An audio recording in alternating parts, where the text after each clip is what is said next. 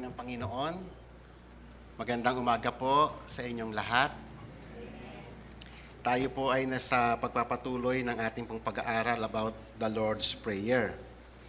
So, sa araw po na to ay yung madalas nating hingiin, no? Yung most favorite part ng ating panalangin, yung lagi tayong humihingi sa Panginoon ng ating mga pangangailangan. Actually, mga kapatid, yan naman talaga ay nakalagay sa panalangin. Pero nakita natin yung order ng prayer, ano? Ang pinakamahalaga doon ay yung kaharian ng Panginoon. So, ito pong ating pong paksa ngayon, ito po yung tumutukoy sa ating mga basic na pangangailangan sa buhay. At nais ng Panginoon na ang mga bagay na yon ay hingiin natin sa Kanya at yung dependence natin sa Kanya na Siya ang pinagmumulan ng ating ikinabubuhay sa bawat araw. Ito pong talatang ito, yung pong passage na yan ay mare-recall natin yung papaano si God ay nag-provide ng pagkain ng Israel noon during their 40 years journey sa wilderness. Nakita po natin doon yung kwento ng Israel. Miraculously, kasi nasa wilderness sila, walang way walang market doon, walang fields na po pwedeng mag-harvest, walang tubig, wala lahat. Kasi dry, arid places ang wilderness. And yet, nakita natin doon, even sa environment na very impossible, napakainin yung almost 2 million na tao, more or less 2 million na tao. Papaano pinakain ng Diyos yun, yung ganong karaming tao, for 40 years? Of course, hindi lang pagkain ang kailangan nila nung panahong iyon. Kailangan din nila ng damit, di ba? For 40 years, kailangan din nila ng mga sandalyas nila. Marami pa silang pangangailangan, hindi lamang yung pagkain.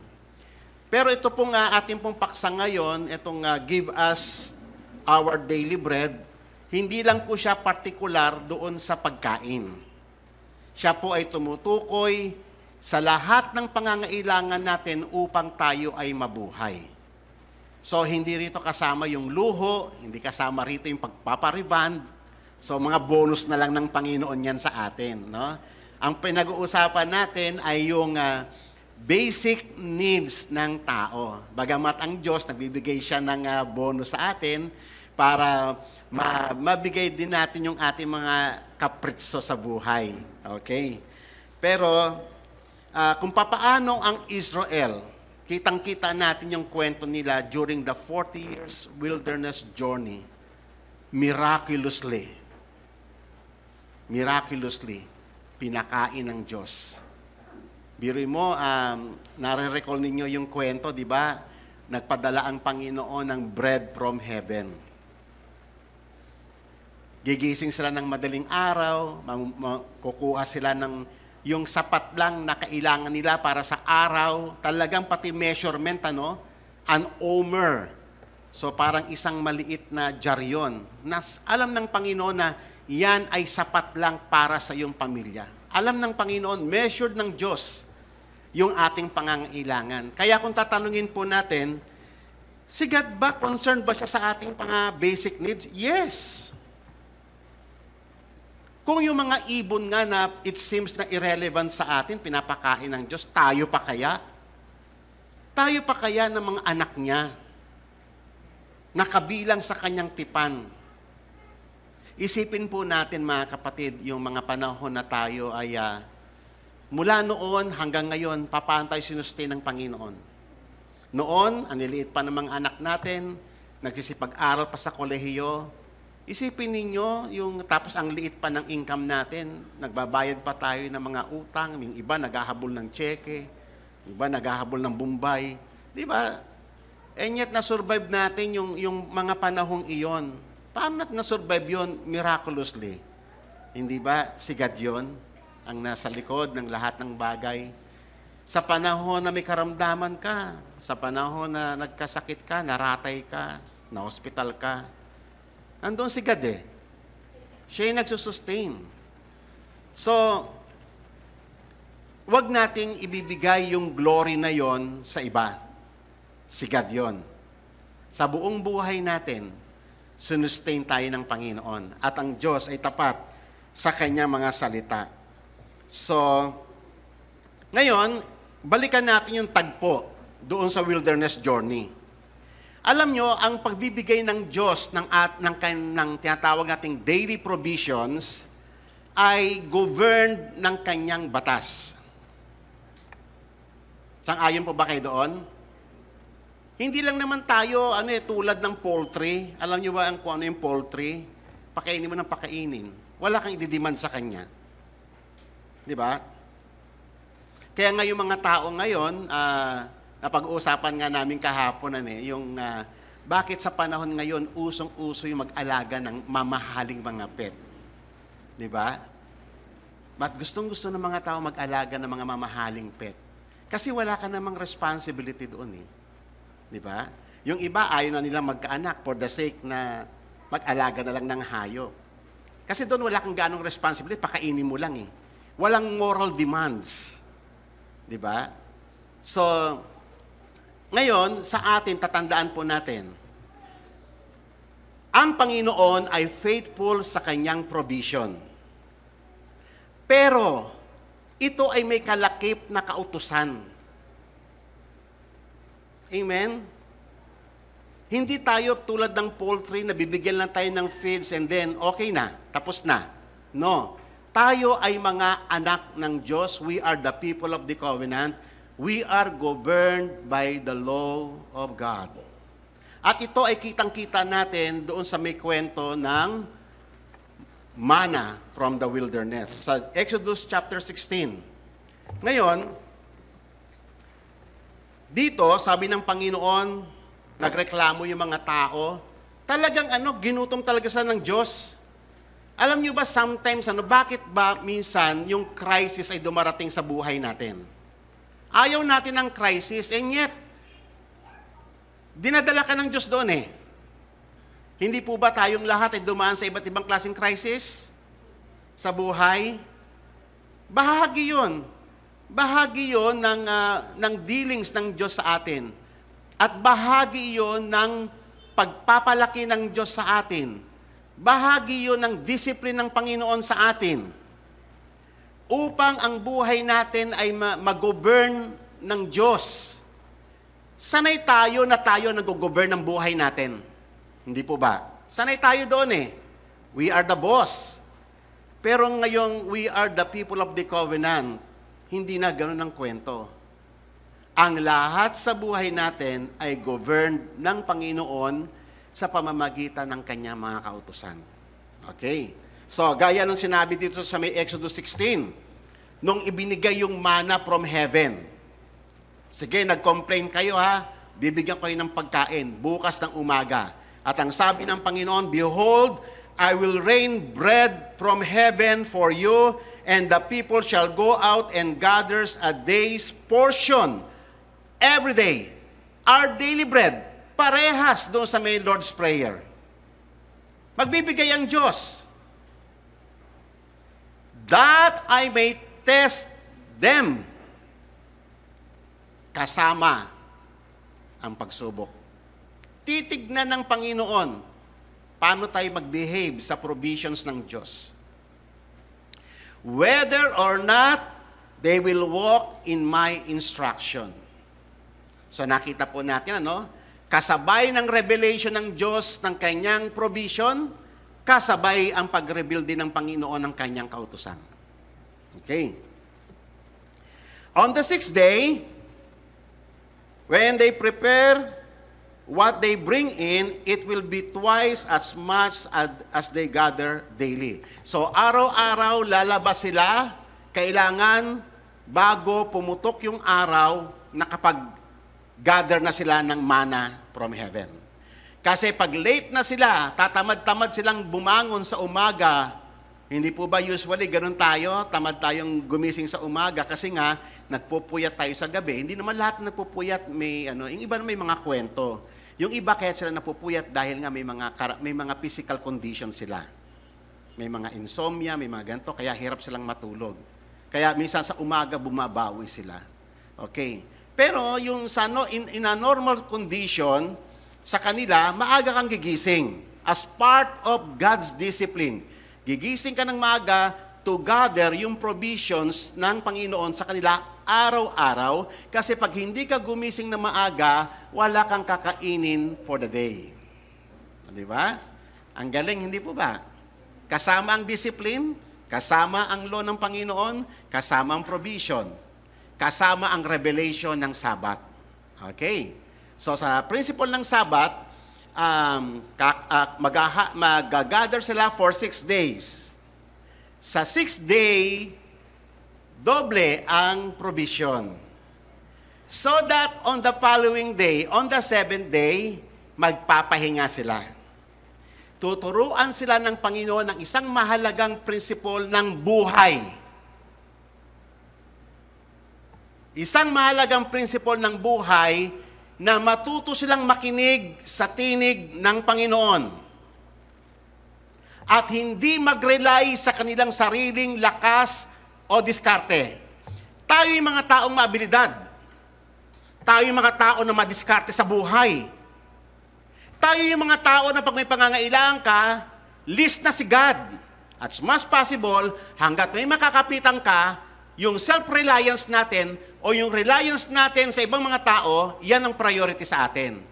Pero kay God, tuturuan ka niya na huwag kang mag-rely sa lakas ng tao na ang hininga ay nasa ilong lamang. Tuturuan tayo ng Panginoon na mag-rely ka sa Kanya na the sovereign Lord who controls everything in this life. The owner, our Creator, the sovereign Lord. Okay. So kasama ang lahat ng ito sa revelation ng pag-provide ng Diyos ng ating daily needs. Okay? Kasama ang pag-reveal ng Diyos ng kanyang sarili that He is your Lord. Alam niyo ba itong isang major na problem natin, mga kapatid? We want God. Lahat tayo kailangan natin ng Diyos. Pero anong part ng Diyos ang kailangan mo lang? Sometimes, ang gusto mo lang sa Diyos ay yung Diyos na binibigay lang lahat ng iyong pangangailangan. Pero ayaw mo siyang maging Lord. Hindi po ba? Gusto mo lang yung Diyos na papagalingin ka sa iyong karamdaman. At kapag magaling ka na, okay ka na. Goodbye, Lord. Di ba? So yung mga ganung mga attitude natin, binabali yun ng Panginoon. If we want to be conformed to His image, if we want to be part of the glory na marireceive natin sa Kanya as inheritance, so kinakailangan nating mas-sanctify tayo habang tayo ay nabubuhay ngayon. Matuto tayo buong buhay natin, matuto tayong nakadepende sa Diyos. Our reliance is not on our own strength, but on the God who is our Lord. Okay. So, ganun ang nangyari. So, nagbigay nga ang Panginoon at ang sabi ng Panginoon, sige, etong sa loob ng 5 araw, mag-gather kayo ayon sa measurement, ayon lang sa kailangan mo. Huwag kang kukuha ng sobra sa pangangailangan mo. Hindi ba? Kasi tayo, sigurista tayo. As much possible, masecure mo yung future mo. Na para bang hawak mo yung future mo. Ganyan tayo hinubog ng mundong ito. Sigurista tayo. Pero sa Lord, hindi ganon. Magtitiwala ka sa Diyos. Bibitawan mo ang lahat ng bagay na kinatinatangkilik mo, hinahawakan mo, at mabubuhay ka araw-araw by faith sa Panginoon, sa Kanyang kapangyarihan. So, nakita natin yung kwento. Yung kumuha ng mas marami ayon sa supply na binigay ng Panginoon, anong nangyari? Inuod. At yung kumuha ng kakaunti, hindi nagkulang. Amen mo ba? Meron bang nagkulang sa atin? Minsan, bukang bibig natin, minsan kasi hindi tayo nakatingin sa Diyos natin eh. Nakatingin ka doon sa limited resources natin. Isa sa mabigat na binabali ng Diyos sa atin yung ating naturalistic mind. Na nakatingin lang tayo sa natural things. Para bang life is all there is. That is the thinking of a secular man. Life is all there is. Mga natural things lang. Ganyan tayo. We work so hard for natural things. Pero tayo mga kapatid, alalahanin ninyo, isa sa mga marvelous gift ng Diyos sa atin, alam niyo kung ano? Faith. Faith is the ability to see God. Faith is the ability to see kung gaano kayaman ang Diyos at kung gaano siya makapangyarihan at kung gaano siya katapat sa kanyang mga pangako. Only through faith makikita mo yung katotohanan ng iyon. Ang taong naturalistic, walang faith, hindi niya nakikita yon. Because he defends doon sa mga bagay na nakikita niya lamang. Faith is divine enablement para makita mo yung kung gaano ka makasalanan at kung gaano kabanal ang Diyos. Faith is a divine enablement para ikaw ay makalakad sa kalooban ng Panginoon. Amen? Lahat ng ito ay dulot ng pananampalatayang ipinagkaloob ng Diyos sa atin bilang regalo. Hindi lamang kaligtasan, but more importantly, to see God as Lord. Nakikita niyo ba si Jesus bilang Panginoon? Jesus Christ is both Lord and Savior. Marami mga Kristiyano, Savior lang si Christ, but He is not Lord. Sa inyo, Lord niyo ba si Jesus Christ? Kailangan maging determinado kayo sa area na to. Kasi kung He is Lord, kinikilala mo siya as sovereign Lord. Nakapangyayari. Makapangyarihan. Who governs the entire universe. That nothing escape His knowledge, His wisdom, and His majesty. Siya ba ay Lord? O makikita po natin yan mamaya during the discussion. Kaya nga mahalagang tanong yun nagkulang ba ang Diyos? Sa buong buhay natin, buhat noon hanggang ngayon, nagkulang ba si God? Paano ka nakarating ngayon kung nagkulang si God? Bakit ka buhay ngayon? Bakit nakatapos yung mga anak mo? Kahit na sinasabi mong kulang ka noon, kapos ka noon, nagkautang-utang ka. Amen? Ang kasama sa provisions ng Diyos, kasama yan sa daily dealings niya sa atin, yung discipline. At iyan ay napakahalagang bagay. Dinidisiplina tayo ng Panginoon para mag-grow tayo into maturity and into a true knowledge of Him. Amen po ba? So, sige, mag-gather kayo. And then, ganun nga, nag-gather sila ayon sa number ng tao sa isang pamilya. Kunyari, 7 kayo sa pamilya, o kayo ay 12, o kayo ay 3 lamang, o ano. Kung ano lang kaya ninyo, for the whole day, i-measure ninyo, yan ay sapat para sa inyong pangangailangan. Huwag kang kumuha ng sobra, at kung kulang man, ay hindi ka magkukulang. Okay? So, and then,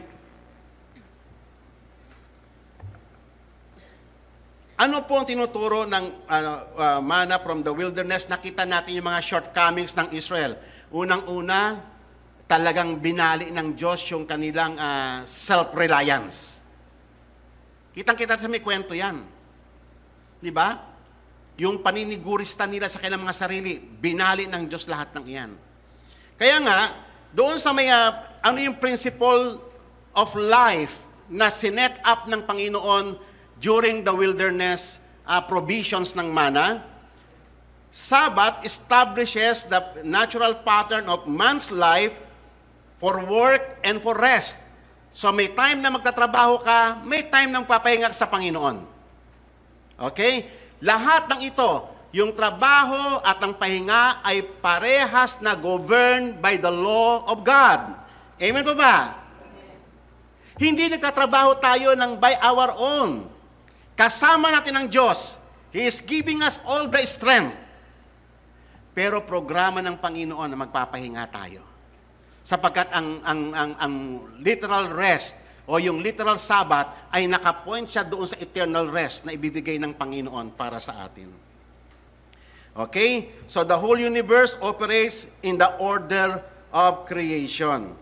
Na ang buhay, makita natin, ay hindi lamang ayon sa lakas natin, sa ating diskarte, but in God's predestination and providence. Yan ang malinaw. God's predestination. Meron nang nakaset beforehand. Alam na ng Diyos na i-provide na ng Diyos ang lahat ng bagay bago pa dumating ang mga panahong iyon. That is predestination. Ayon sa itinakda niya sa ikabubuti nating lahat. Okay.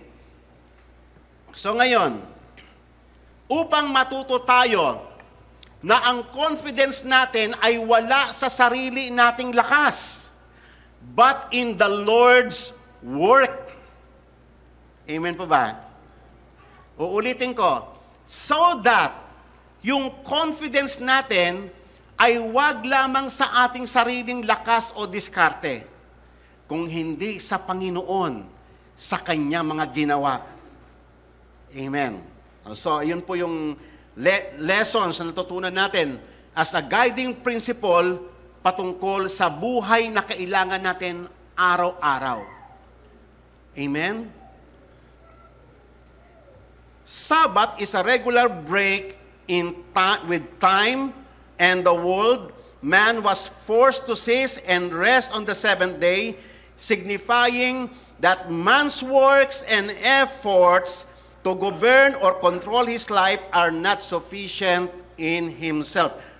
Kulang tayo, mga kapatid, gaano ka man kasipag, gaano ka man kadiskarte. Kulang pa rin tayo sa lahat ng bagay. Si God pa rin ang kapunuan natin. Amen po ba? Kaya yamang si God ang kapunuan natin, ang kasapatan natin, ang completion natin, may nagkulang ba? Wala. Okay? So lahat ng iyon, life operates according to God's predestination and providence. Tandaan po natin yan. Honoring Sabbath enables us to advance and prevail in time. So yung nakakaalam ng mga bagay na to, sila ay nagtatagumpay sa buhay na ito. Okay. So we are talking about the principle of life. So yung prayer na give us this day our daily bread is pertaining to the principle of life na nais ng Diyos para sa atin. Amen? So we are talking about principle of life. Papaano tayo mabubuhay? So sabi ng Panginoon sa kanyang mga salita, all the commandments that I am commanding you today, you shall be careful to do, that you shall live and multiply. So nakita natin, no, si God concerned siya sa future natin eh. Concerned siya sa family natin. Hindi po ba tayo, ganun din tayo, di ba? Concerned din tayo sa mga pamilya natin eh. Di ba? Sa tingin nyo ba yung ating concern is much greater sa concern ng Diyos para sa ating mga anak? Sa tingin nyo? Of course not. Mas higit ang plano ng Panginoon. Mas eternal ang plano ng Panginoon. Laging higit ang plano ng Panginoon kaysa sa plano natin. Okay? Kaya nga rito, yamang ganun, ang sabi lang ng Panginoon sa atin, ang talagang duty lang talaga na pinapagawa ng Diyos, walk carefully. Observe my commandments habang kayo ay nagtatrabaho, habang kayo ay gumagawa sa gawaing bahay, kayo man ay may negosyo, kayo man ay namamasukan, kayo man ay empleyado, habang tayo ay nagtatrabaho, kasi iyan ay means ni God ng provision for our daily bread. Tama po ba? Pero dapat ang lahat ng kinikilusan natin dito must be governed by the law of God. Amen. Parang hindi kayo kumbinsido. Pati trabaho natin, yes. Hanap buhay natin, yes. Gawaing bahay, yes. Lahat ay governed ng law, word of God. Walang independent. When we talk of life, you cannot define life na parang ikaw lang. Iyan ang mundo. Ganyan mag-isip ang mundo, parang sila lang, discard lang nila. Pero tayo, as a children of God, as the people of the covenant, hindi ganon. We are governed by the laws of God, by the principle of life. Amen. So, merong batas na binibigay sa atin, na i-observe natin araw-araw, upang hindi lamang tayo mabuhay sa araw-araw. Kung hindi, in the future, even your children will become great or mighty on earth. Okay. So you shall remember, sabing gano'n ng Panginoon sa Deuteronomy chapter 8, kaya alalahanin ninyo, sabi ng Panginoon, sa loob ng 40 years, alalahanin ninyo. Talagang kita mo ang Diyos na pinaremind sila. All the way which the Lord your God has led you in the wilderness these 40 years. Alalahanin nyo, nagkulang ba ang Diyos? Merong bang part sa buhay natin na hindi naging tapat si God sa kanyang pangako? Meron ba? Pinarecall ng Diyos eh. Remember, all the way which the Lord your God has led you in the wilderness these 40 years, that He might humble you. Yan ang unang-una. To discipline us. To govern our lives. Na hindi ikaw ang may hawak ng renda ng buhay mo. Kung hindi, isasabit mo yan sa Lordship ni Christ. Amen? He humbled us. He disciplined us. He chastised us para lamang maitama yung mga maling nating diskarte sa buhay. Tanggap niyo po ba yon? Lahat tayo. Dinisiplina tayo ng Panginoon in some other form or ways. Testing you to know what was in your heart. Ugali ng ating Diyos yan. Panonoodin niya tayo sa panahon ng mga pagsubok, sa panahon ng mga crisis, kung paano tayo mag-behave in faith and in obedience sa kanyang mga kautusan. Whether you would keep His commandments or not. Minsan, balikan natin yung mga buhay natin. Ang dami nating struggle sa buhay. Mga difficulties, adversaries, downfalls, defeats, victories, balikan natin yung mga yon. Amen? Ano ang lessons na natutunan natin in the light of His commandments?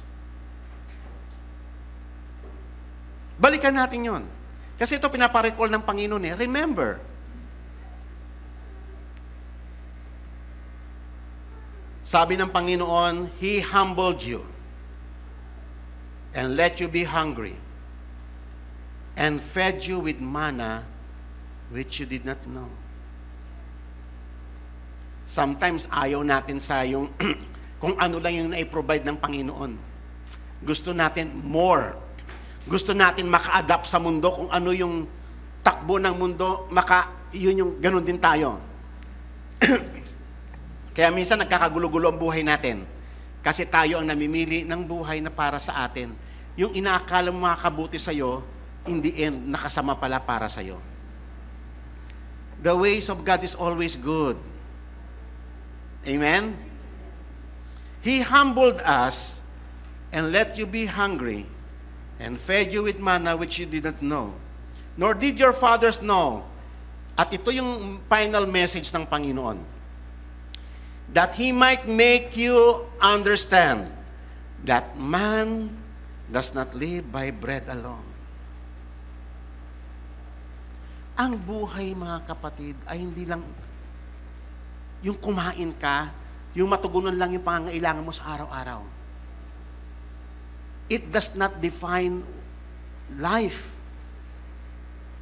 Life must be defined according to the ordinance of God. Kung papaano niya to inordain para sa atin. Amen? At ganito, ito yung principle of life. Ito yung way ng Diyos. Alam ng Diyos yung mga pangangailangan natin. Yan man ay kagalingan sa ating karamdaman. Yan man ay mga kabuhayan. O yung mga problems na na-encounter natin within the family. Alam ng Diyos lahat na yun, ng mga krisis na dinadaanan natin. Alam niya na kailangan natin lahat yun. Pero the ultimate message of God for all of us, that He might make you understand that man does not live by bread alone. Kasi iyan ang talagang pinag-ukulan natin ng pansin. Hindi ba? Bakit ka nagkatrabaho? Minsan tanongin mo yung mga tao, bakit ka nagkatrabaho? Bakit ka naghahanap buhay? Para may kakainin yung pamilya ko. Hanggang doon lang. Para may pangmatrikula yung mga anak ko. Para magkaroon kami ng bahay. Puro mga material things. Wala namang masama doon eh. Walang masama magtrabaho, mga kapatid. Ayaw ng Diyos ang tamad. At gusto ng Diyos magtrabaho ka. Ang problem, minsan we define life na kung ano lang yung mga natural things sa buhay na to. Yung mga pangangailangan mo lang. That's the problem. Kaya nga sinabi ng Panginoon ito, that you might understand that man does not live by bread alone. But man lives by everything that proceed out of the mouth of the Lord. At alam niyo ba itong passage na to, ito ay inulit ng Panginoon sa New Testament signifying kung gaano kaimportante yung principle na ito. Sapagkat this is a principle of life. Ang life, mga kapatid, ay hindi lamang yung pangangailangan natin sa araw-araw. We need to listen to our God. We need to obey His voice. We need to walk according to His demands for our own good. Sa ikabubuti natin, sa ikabubuti ng mga anak natin, para sa kinabukasan natin, para sa kinabukasan ng mga anak mo, we need to walk in God's ways. We need to walk sa principle of life na dinetermine niya para sa atin. At hindi tayo ang magdedetermine ng buhay para sa atin at sa ating pamilya. Amen po ba? Sometimes we learn in a very hard lesson. Minsan, kinakailangan pa tayong mabukulan para lamang tayo matuto na ito pala talaga ang principle of life. Na hindi pala tayo talaga ang nasusunod, si God pala talaga ang nasusunod. Minsan, kinakailangan gawin ng Diyos yun eh. Hindi dahil sa ang Diyos ay malupit siya na kailangan niya tayong pinsalain, para lang matutunan mo yung importanteng lesson ng buhay. Man does not live by bread alone. Sapagkat ang pagkain ay lumilipas. Kumain ka ngayon, magpakabusog ka ngayon, bukas gutom ka na naman. Bago ang kotse mo, bago ang bahay mo, bago ang damit mo, bagong repan, sumunod na mga buwan, wala na yan. Luma na lahat yan. Kupas na yan. Kung ang pinag-uukulan natin ng buhay ay puro lamang sa ngayon, you are the most miserable man on earth. Kasi ang lahat lumilipas. Ang lahat kumukupas. Ang lahat ay nasisira. Pero ang nais ng Panginoon ay yung mga bagay na makapaghahatid sa iyo sa eternal. May bagay na mas mahalaga pa kaysa sa yung pang-araw-araw nating kabubuhay. At iyan ang isang malaking problema ng mga Kristiyano. Nabubuhay lang tayo sa pang-araw-araw ating pangangailangan. Nagtatrabaho tayo, we work so hard for our daily food. But we do not give time para sa mga bagay na eternal. Man does not live by bread alone. Hindi yan ang nag-govern ng buhay natin. We are governed by the principles set forth by our God para sa ating buhay, hindi lamang sa buhay na to sa kasalukuyan, kung hindi hanggang sa eternity, hanggang sa ma-receive natin yung ultimate inheritance natin, which is the glory. Kung titimbangin natin yung buhay natin, kung kayo bibigyan ng Diyos ng timbangan, ano yung mas pinag-uukulan mo ng investment? Yung buhay nito o yung buhay sa eternal? Malaking problema yan. Nakita ninyo yung kwento ng Israel? Ang gusto lang nila kay God ay yung naibibigay yung kailang araw-araw na pangangailangan. Pero when it comes to obeying the voice of the Lord, na iyon yung mas mahalaga. Sapagkat ang Panginoon ay nais silang dalhin doon sa may mga bagay na mas dakila. That's why they suffered so much. Dinisiplin sila ng Panginoon. Amen? Tatandaan natin, do not fix your eyes in natural things, o yung mga bagay na temporal, o yung mga bagay na lumilipas.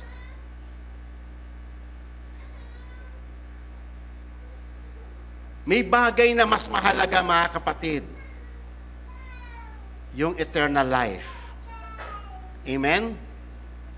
Pag-ukulan natin ng mas malaking timbang yung buhay na walang hanggan na ibinigay ng Panginoon sa atin. At ito ay may bibigay sa atin ng Panginoong Yesus. Actually, ito yung discussion doon sa may John chapter 6. Kung nabasa ninyo yung John chapter 6, mga kapatid, nabasa na ba ninyo yung John chapter 6? Na kung saan yung ang kwento ay pinakain ni Jesus miraculously yung libu-libong mga tao. Ito ay 5,000 lang. Yung Israel, millions. Nasa gitna sila ng disyerto. Walang market, walang field, walang tubig, walang pagkukunan ng anything na kailangan nila sa araw-araw. And yet, miraculously, nag-provide ang Diyos sa wilderness. Kung kayo ay namamangha sa miracle na ito is beyond comparison doon sa may wilderness. Pero tignan ninyo yung pinag-uusapan. This is very important. Yamang pinag-uusapan natin yung daily needs, yung daily provisions ng Panginoon. Dito ipapakita ng Diyos kung ano yung mas bagay na mas mahalaga na kailangan natin. More than sa bread. Okay. So unang-una, nakita kasi ni Jesus kasi nandito sila sa isang malaking lugar kasi ang dami nagpuntahan kay Jesus para magpagaling, makinig ng kanyang turo. Ngayon, dumating yung tagpo na tanghali na o past 12 na siguro.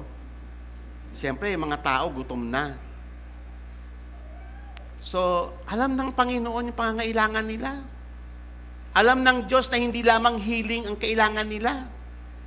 Pinakita rito yun sa may kwento Pinakita rito na si God ay concerned din siya doon sa may physical na pagkain natin. Okay? So nagtanong si ang Panginoon kay Philip na kanyang alagad. To test him. Sabi niya, Philip, saan tayo kukuha ng mabibiling pagkain para sa ganitong karaming tao? Pero sabi rito, he said this to Philip For he himself knew what he would do. Alam niya. Actually, yun yung tagpo talaga, nagagawa siya ng himala. Alam exactly ng Panginoong Diyos yun. Hindi siya nangungula. Pero bakit niya tinanong si Philip? To test Philip. Si Philip at that time, hindi pa develop yung kanyang pananampalataya kay Jesus. Nakatingin pa rin si Philip sa natural things. Siyempre, si Philip, dahil nga natural yung isip niya, yung 200 denari kulang dito. Kahit nakaunti, hindi sapat. Siguro meron silang 200 denari. Magkano ba yung 200 denari? Malaki na rin yun. Diba? Kung iyon ay parang kung ang 1 denari is 1 day wage, magkano yung 1 day wage? Times 200. Kulang pa rin yun. Kahit libo yun 5,000 na tao yun, kulang yung 200 denari. Kaya tama yung sabi ni Philip. Pero si Philip nakatingin siya sa naturalesa. Hindi pa revealed kay Philip na yung kasama niya that Jesus is Lord. At dito magpapakilala si Jesus bilang Lord. Amen? All throughout ng kwento ng gospel, nagpakilala si Jesus bilang Lord. He is the Lord over sicknesses and diseases. He is Lord over nature. He is Lord over life. Nagpakilala siya. Bulag nakakita, patay na buhay, bingi na karinig, pilay na kalakad, sinawa yung dagat, yung tubig tumahimik, yung demonyo lumayas, pinatunayan niya that He is Lord. At dito sa tagpong ito, magpapakilala si Jesus bilang Panginoon. At ginamit niya yung tagpong ito ng miracle. And then, afterwards, may bata doon na si Andrew, isa sa mga alagad, may nakita siyang bata na may 5 tinapay at 2 isda. O sige, dalhin mo rito yan. So, pinag-pray. Yung 2 isda at 5 tinapay. At pinagpira-piraso. Biruin mo, Pinagpira-piraso, 5 tinapay lang yon. Papaano yung isang tinapay ay naging 1,000 each? Napakain ang lahat. Nabusog ang lahat. At sumobra pa ng 12 basket, full basket ng mga tinapay na napagpira-piraso. Mas marami na yon kaysa sa yung buo-buo na tinapay, di po ba? Mas siksik na yon. So, anong pinakita doon? That He is Lord over provisions. He is Lord. Siya yung Panginoon na nag-provide ng mana noon sa wilderness. At siya rin yung nagpakain ngayon. But more than that, nagpapakilala ang Panginoong Yesus bilang Panginoon. But the natural man, hindi niya nakikita si Jesus Christ as Lord. Nakikita niya lang siya as magikero. Okay? So ngayon, anong reaksyon ng mga tao? After na ma-receive nila after na mabusog sila. Tignan ninyo papaano mag-isip ang natural man. At kitang-kita mo yan dito sa mundo. Papaano mag-isip? Ayan. So, ang sabi nila, therefore, when the people saw the sign which He had performed, they said, "This is truly the prophet who is to come into the world." So, Jesus perceiving that they were intending to come and take Him by force to make Him king, withdrew again to the mountain by Himself alone. Nakita niyo paano mag-isip yung natural man? Hindi ba iyan ang gustong-gusto natin na maging presidente? Yung presidente na makapagbibigay sa atin ng mas maraming privileges? Kung sino yung politiko na nangangako ng more than sa 4 piece, 5 piece, 6 piece, 10 piece, 20 piece. Mas ino yung boboto natin, yung mas marami tayong pakinabang. Hindi po ba? Ganyan mag-isip ang mga natural man. Kaya nga, pag namimigay ito si politiko, nakapila kagad tayo kasi pakinabang eh. Material things, iyan ang kailangan ng mga tao, hindi po ba? Wrong.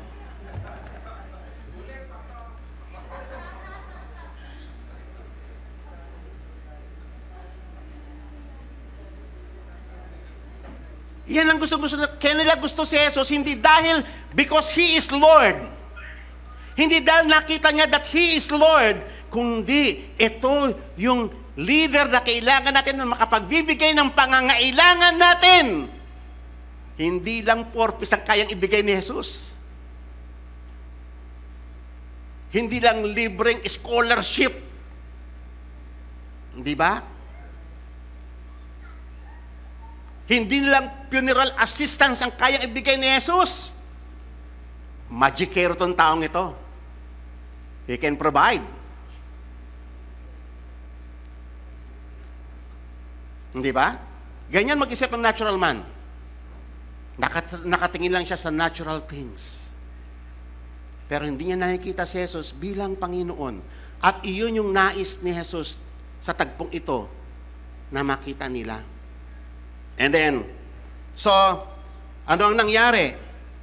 So, tumalili si Jesus. Gagawin siyang by force. Magkukudeta ang mga tao. Gagawin siyang hari. Isipin mo kung ano yung implikasyon ng tagpong ito. Pupunta sila doon sa may palasyo ni Herod, patatanggal si Herod. Ay malaking digmaan ito. Tatandaan ninyo, ang kaharian ng Diyos is not revolution. It is through regeneration. Amen. At iyan ay great work ng Holy Spirit. Sapagkat ang kaharian ng Diyos ay hindi nakarelay sa lakas ng tao, kung hindi sa lakas ng kanyang kapangyarihan sa pamamagitan ng Espiritu Santo. Mababago ang buong society, mare-regenerate ang buong mundo by the word of the Lord, by the seal of the Lord. Hindi ayon sa lakas ng tao. Hindi ito nakasalig sa political agenda. Amen? Hindi yung mga Kristiyano i-overthrow yung present existing government at tayo mag-rule. No, hindi ganyan ang programa ng Panginoon. Ang programa ng Panginoon, that He will transform the hearts of His people. Ang government ay mag-start within us. Hindi doon sa Malacanang. Hindi doon mag-start ang government. Ang government ay mag-i-start sa atin if we are governed by the Lord Jesus Christ. Yan yung tinatawag na self-government. Diyan mag-i-start ang totoong gobyerno. All people will be governed by the Lord Jesus Christ. He is King of Kings and Lord of Lords. Kaya tayo ay mga kings and princes din tayo sa harapan niya. Because we are all ruled by one sovereign ruler, Jesus Christ.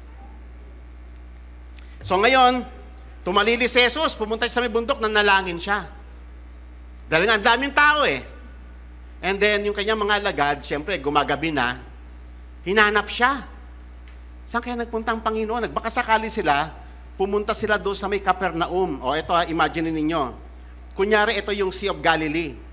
Nasa Sea of Galilee, ito yung Tiberias. May isa pang bayan dito, tapos Capernaum.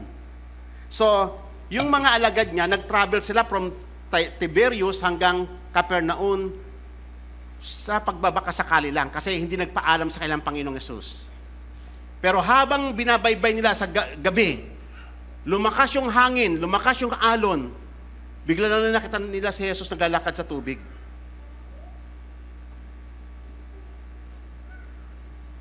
Nagpapakilala ang Panginoon. Yun po ay hindi lamang nais ng Diyos magpakitang gilas. Nagpapakilala siya bilang Panginoon. That He is Lord over everything. Amen. And then, sumakay sa may bangka, and then nakarating sa may Tiberias, ay sa may Capernaum.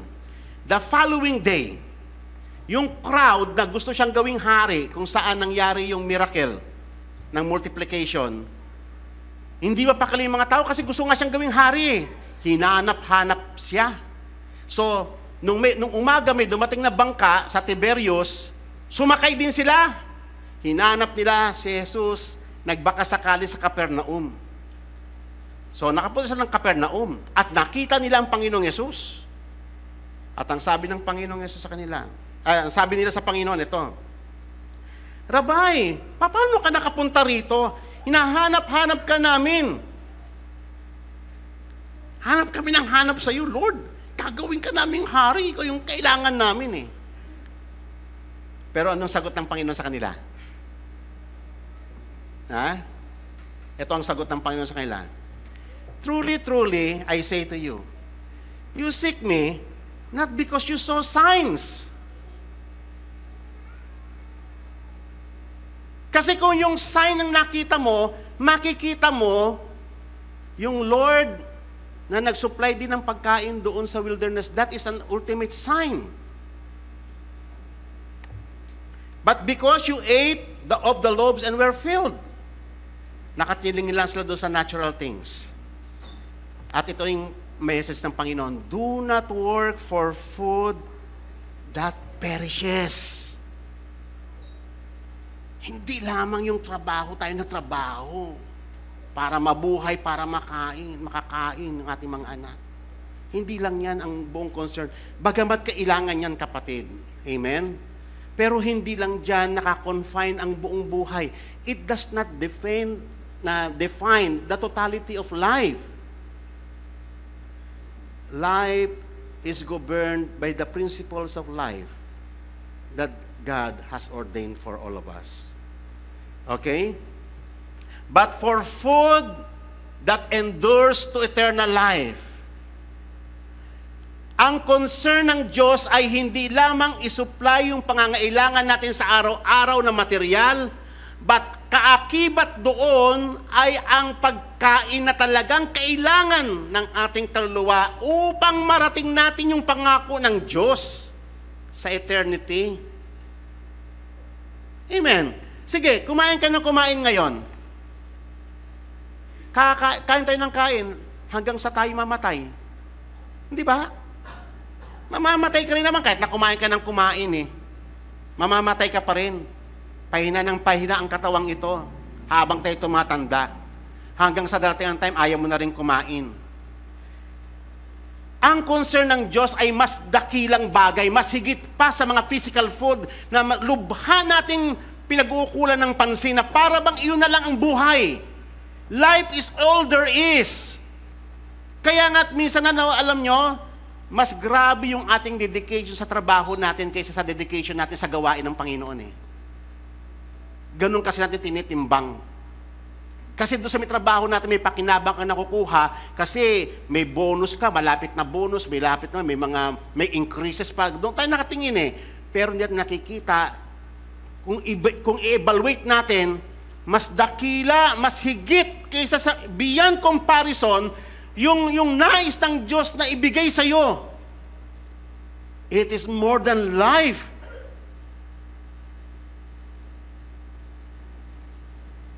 Kaya nga sinabi ng Panginoon, man does not live by bread alone, but by every word that proceeds out of His mouth. Sapagkat yung salita ng Diyos, buhay. Dadalhin ka ng Panginoon ng kanyang salita sa eternity, sa kanyang glory. Far beyond our human imagination. Kaya nga sabi niya, at ito yung mensahe ng Diyos for all generations and even the generations to come. Do not work for food that perishes.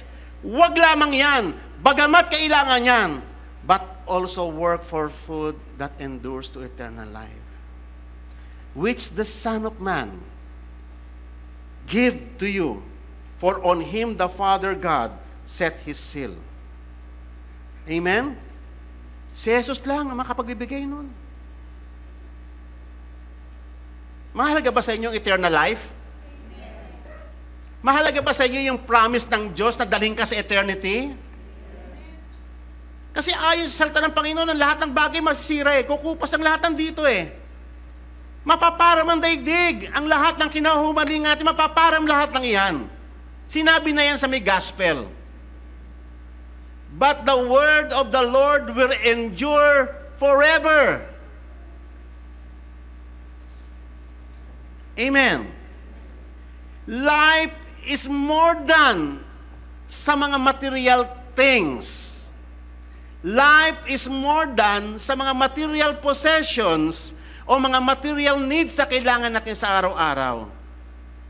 May mas higit pa na mahalaga at ito yung iniaalok ng Panginoong Yesus sa atin. Kitang-kita mo yung mga tao na napaka-naturalistic ng mind. Nakatingin lang sila sa mga temporal things, pero wala sa nakikita doon. Hindi tumatagos yung mata nila sa eternity. Why? Because God has not given them the sight to see God's divine providence. Only the elect ang makakita nun. Amen? So ngayon, kaya nga ang discussion doon, Jesus said to them, "Truly, truly, I say to you, it is not Moses," kasi nagkaroon ng discussion eh. So, di ba, sign yun eh. Actually, nung nagpakain si Jesus eh, sign yun eh. Na ang Diyos, himala yun ano. Tapos hinihingian pa siya ng sign. Oh, anong work ang gagawin namin para magawa namin yung trabaho ng Diyos na sinasabi mo? Sabi ng mga tao. This is the work of God, that you may believe in Him that God has sent to you. That you may believe in the Son of Man. Yun lang ang gagawin mo. Manalig ka kay Jesus. Manalig ka sa Son of Man. Ang pananalig kay Jesus ay hindi lamang nananalig ka na isusupply niya yung pangangailangan mo. Hindi lamang bahagi ng kanyang katotohanan. Ang pananalig kay Jesus ay tatanggapin mo, pananaligan mo ang lahat ng katotohanan nakapaloob sa kanyang pagkatao at lahat ng kanyang ginawa to the person and works of Jesus Christ. That is faith in Christ. Hindi po pwedeng maniniwala kay Jesus na siya ay tao lamang pero hindi mo paniniwalaan na Diyos siya. It is a denial of Christ. Pag ang gusto mo kay Christ ay yung taga manggagamot mo lang, pero ayaw mo siya maging Lord, it is also a denial of Christ. Ang pananalig kay Jesus ay tatanggapin mo siya at magpapasakop mo sa kanyang kapangyarihan ng buong buo. Lahat ng katotohanan na nauukol sa kanya, magsasabit ka. Amen. Truly I say to you, it is not Moses who has given you the bread out of heaven. It is my Father who gives you the true bread out of heaven. For the bread of God is that which comes down out of heaven and gives life to the world. And they said to him, Lord, give us this bread. Oh, di ba? Pero ang nasa isip nila, natural bread. Samantalang sinasabi ng Panginoon, yung totoong makapagbibigay sa iyo ng buhay. Okay? And Jesus said to them, I am the bread of life. He who comes to me will not hunger, and he who believes in me will not thirst. O, di ba? Yang pagkain at inumin, yan yung mga basic needs na kailangan natin. Pero ang lahat ng iyon na kay Jesus. In the person and works of Jesus Christ.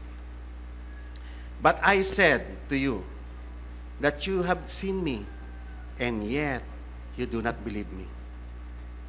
Kitang-kita ng Panginoong Yesus, wala yung faith sa kanyang pagkatao. Ang faith nila ay doon lang sa provisions.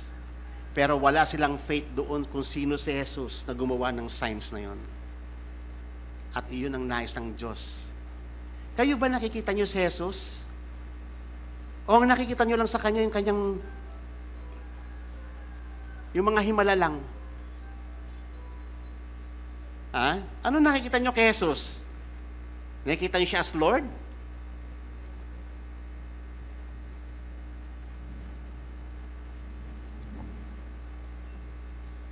And then, truly, so marami pa mga discussions dito. Truly, I say to you, he who believes has eternal life. So nakikita natin yung faith, ang nire-require ng Panginoon so that we can avail of that eternal life. And that eternal life is more than physical food na kailangan natin para mabuhay. I am the bread of life. Your fathers ate manna in the wilderness and they died. Hindi po ba? Kahit na ibigay ng Diyos araw-araw lahat ng mga physical needs mo, and yet mamamatay ka pa rin eh. Amen? Yan ang katotohanan sa mga physical foods. Pero yung buhay na pinag-uusapan natin is more than life. The true life, the true bread that comes from heaven, and that is Jesus Christ. That will give you eternal life through faith in Christ. This is the bread which comes down out of heaven, so that one may eat of it and not die. I am the living bread that come down from out of heaven. If anyone eats this bread, he will live forever. Amen?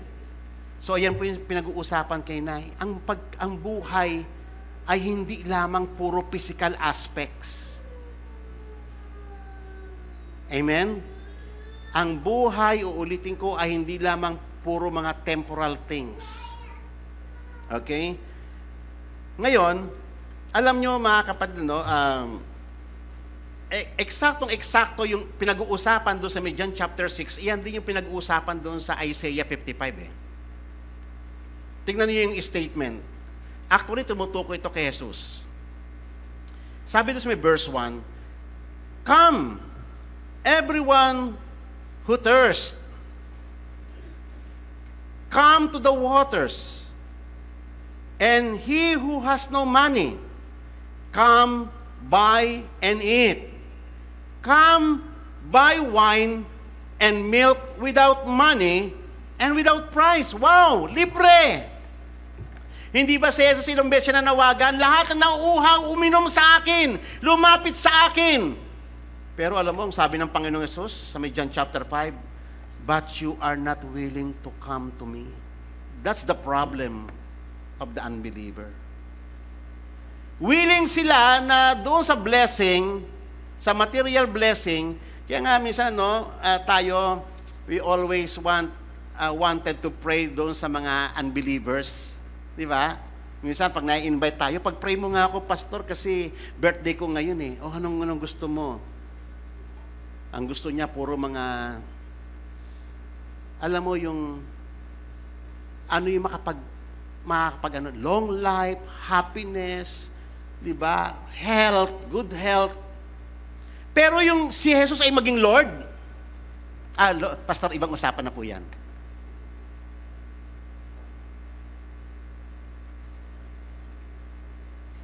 Sabi nga, why do you spend? No, ang gandang tanong nito eh.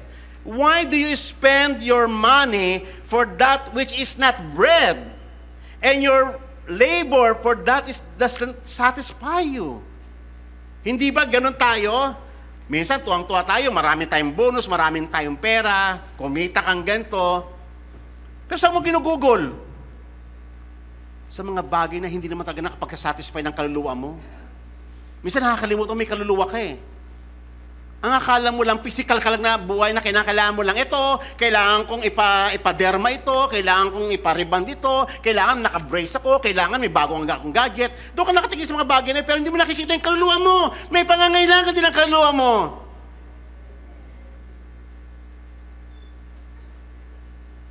Amen.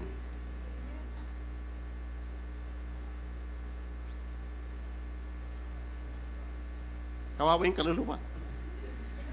Kaya minsan minumulto tayo ng kaluluwa natin. Kaya nga sabi ng Panginoon, tignan mo yung words ng Panginoon ha, "Listen diligently to me." Di ba iyan ang mga words pa doon kay Moses? Listen! Listen! Makinig kayo! Listen! Kasi hindi bukas yung tenga natin makinig sa Panginoon. Bukas lang ang tenga natin sa pangangailangan nitong laman natin. Sabi ng Panginoon, listen, open your ears, open your hearts, open your eyes, and eat what is good, and delight yourselves in rich food. Yung talagang pagkain na manonoris talaga, hindi lamang yung physical mo, pati yung kaluluwa mo. Rich food. Incline your ear and come to me. Hear. Makinig ka, that your soul may live. Amen. Bukas ba ang inyong mga tainga? And I will make you an everlasting covenant, my steadfast, sure love for David. Ibibigay ko sa iyo yung heritage na yon. If you open your ears and listen to His commandments, to His admonitions, to His instruction. At iyan ang laging demand ng Panginoon sa kanyang mga tao. Listen to my words. Why do you spend money? Diba? Magandang iwan natin to sa ating mga kapatid eh. Iwan natin ito. Pag uwi natin, baunin natin yung tanong na ito. Bakit mo inuubos ang iyong kayamanan sa mga bagay na hindi naman talaga pagkain, hindi naman talaga kailangan ng katawan mo? It's too much investment for material things.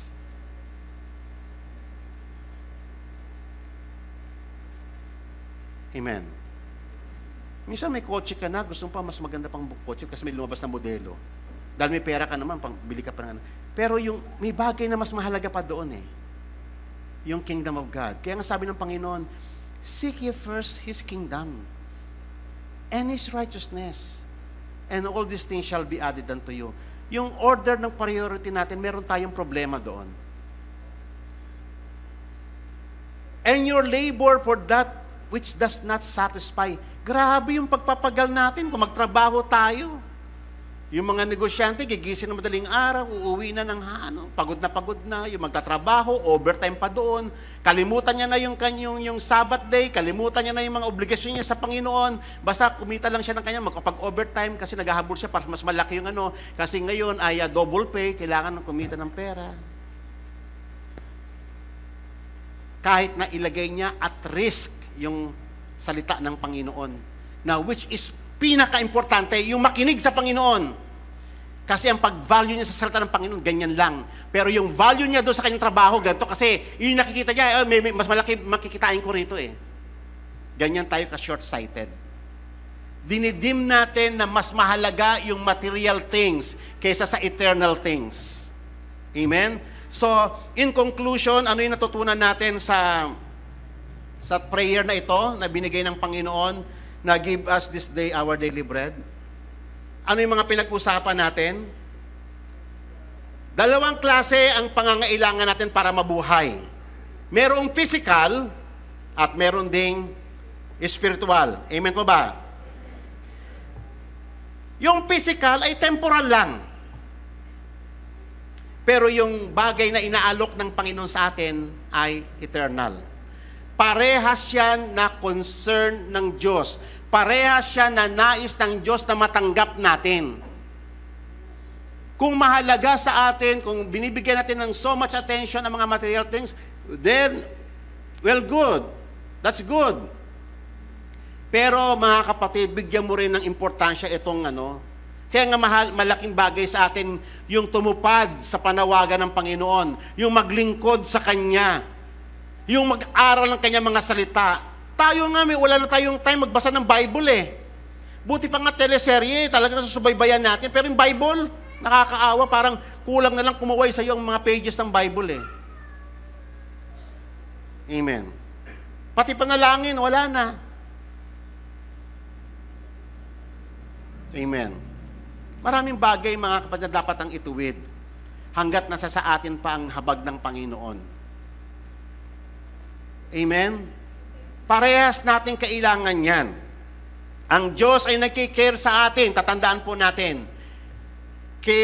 Alam ng Diyos na kailangan natin ang kagalingan sa ating karamdaman, ang matrikula ng ating mga anak, kailangan natin magbayad ng rental. Marami tayong alam ng Diyos lahat ng yan. Yung trabaho natin, na nabubuhay natin, yung survival sa araw-araw, kailangan natin. Alam ng Diyos yan. Pero, ang concern ng Diyos ay hindi lamang puro makalupa. Ang nais ng Diyos ay dalhin ka sa eternity sa pamamagitan ng Kanyang anak. Amen? At ang mas nais ng Diyos ay yung makuha mo yung pagkain that will last forever. Kilalanin natin ng lubusan, mga kapatid, ang ating Panginoong Yesus. Makilala natin siya, the person, the very person of our Lord Jesus Christ and His works. Huwag tayong maging kampante, total, naniniwala man ako kasi namatay siya pa sa kasalanan eh. And then okay ka na. May duty tayo, mga kapatid. Tatandaan natin, ang faith ay merong demand. Hindi lamang yung maniwala ka lang na, naniniwala mo na kay Jesus eh. Naniniwala mo na ako siya namatay pa sa kasalanan. No. Ang faith, uulitin ko, ay merong demand. If anyone wishes to come after me, anong sabi doon? Let him first what? Deny himself. Kasi ang sarili mo, ang problema mo. Mas nakapangyayari yung sarili mo. Kaya yung unang-unang requirement ng Diyos, deny yourself. Take up your cross. Makipag-suffer ka kay Christ. Ang paglakad sa Panginoon ay may kaakibat na sufferings. Marami kang tatalikuran sa pagsunod mo sa Panginoon. At minsan ayaw natin yon. Ang gusto natin pakinabang. There is sufferings. Take up your cross daily. And come and follow me. May demand ang gospel. Hindi siya one side. O sige, pag nananalig ka, tapos na. O yan yung easy believism. Ganyan yung faith ng iba. Pero para sa inyo, mga anak, hindi ganon. May demand ang faith. And besides, ang grace ng Diyos ay nasa sa atin. Gamitin natin yon. Lumakad tayo sa biyaya ng Panginoon. Amen? Uulitin ko, ang promise ng Diyos sa atin ay hindi lamang for this present life. Hindi lamang makasurvive tayo sa pang-araw-araw. Ang promise ng Panginoon ay masigit para sa ating kaluwalhatian na tatamasahin sa Kanya sa eternity. Amen? Ano pa yung napag-aralan natin? Na kung papaanong dinidesire natin na kumita tayo ng malaki sa mundong ito, that's why we work so hard, mas i-desire natin yung kingdom niya. Maging part tayo ng pagpapalago ng kanyang kingdom. Amen. Ngayon, ano yung nalalapit natin magawain? Magkakaroon tayo ng youth camp, magkakaroon tayo ng DBBS, katatapos lang ng ating pastoral. Ang dami may mga pinapagawa ang Panginoon sa atin. Participate. Hindi lamang yung mga hanap buhay natin. Participate. Mag-share tayo. Mag-sacrifice tayo. Amen pa ba? Hindi yung we share sa glory na lang, pero walang sufferings. Makipag-share tayo sa sufferings ng pagtataguyod ng kaharian ng Panginoon. May mga sacrifices. Amen? Tatandaan natin, ang buhay natin ay governed ng principle ng law ng Panginoon. At mas nais ng Panginoon yung reliance natin sa Kanyang predestination and providence kaysa sa reliance natin sa ating mga sarili. Okay? So,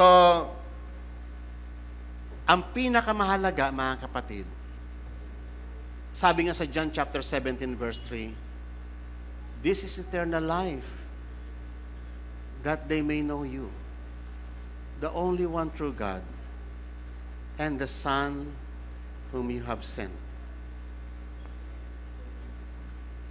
That is eternal life according to our Lord Jesus Christ. Yung makilala mo yung Diyos na sinasamba mo, sino siya? At iyon ang naging problema sa mga kwentong nakita natin. They want the provisions, they want the miracles, pero ayaw nilang kilalanin kung sino yung nagpo-provide na yun. As a person, as Lord, as God, as sovereign ruler. Gusto niyo ba makilala yung Diyos na yun? Hindi lamang yung hingi tayo ng hingi ng ating pangangailangan. Lord, I want to know you more. Ang ganda nga kanta natin kanina eh. Knowing you, Jesus, knowing you. There is no greater things. Di ba? Yung makilala natin ng Panginoon. Lord, I want to know you more. So mga kapatid, alam kong mahalaga ang trabaho ninyo. Alam kong nakakapagod ang inyong matrabaho. But find time to study the Word of God daily. Daily bread natin yung Bible. Amen. Yun ang problema. Yung pagbabasa ng Biblia, yung pananalangin, and sometimes, hindi na siya para bang it seems na mahalaga. Para mo na rin kinalimutang huminga eh. Hindi ba? Kailangan mo huminga araw-araw? Gaano ka-importante sa inyo paghinga? Ganun din ang pagbabasa ng Bible. That is our life. That is how God defines life. Yung pakikinig sa kanyang mga instructions that we may live. Amen po ba? Purihin ang Panginoon sa araw na ito. Tayo pong lahat ay tumayo. Purihin ka, O Diyos, sa araw na ito at salamat, O Lord, sa pag-remind mo sa amin sa mga bagay na mas dakila kaysa sa mga material things, O Lord God. Lord, ang concern mo sa amin, O Lord, ay maidala mo kami, O Lord, sa iyong kaluwalhatian. That we will see you face to face, O Lord God. Lord, salamat po sa lahat ng iyong pagtutuwid, sa iyong disiplina. Salamat sa iyong pagtuturo at pag-rebuke sa amin. Salamat sa lahat ng ginagawa mo, Panginoon. Lord, forgive us, O Lord, sa aming mga negligence sa buhay na ito. Patawarin mo kami sa aming mga kamangmangan, sa aming mga kasalanan. Lord, we want to know Jesus Christ as our Lord. To know you more deeply, Father God. Guide us, O Lord God, as you reveal yourself to us through your word.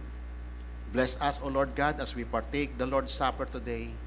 We worship you and we adore you, Father, in Jesus' name. Amen.